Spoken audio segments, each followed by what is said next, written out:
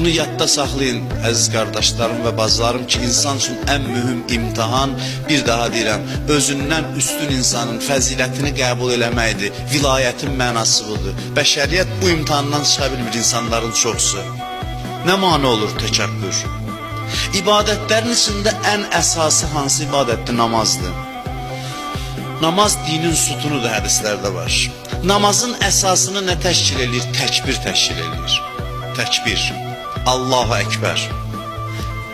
Namaz başdan ayağa Allah'ın əzəmətini önə çəkir. Rükusu ilə, səcdəsi ilə, bütün zikirlərinə baxın. Subhane Rabbiyel azimi ve bihamdi. Subhane Rabbiyel a'la ve bihamdi. Hamısında Allah'ın əzəməti zuhur eləyir. Təkbirətül ehram. Hər dəqiqə başı deməlisən Allahu Ekber.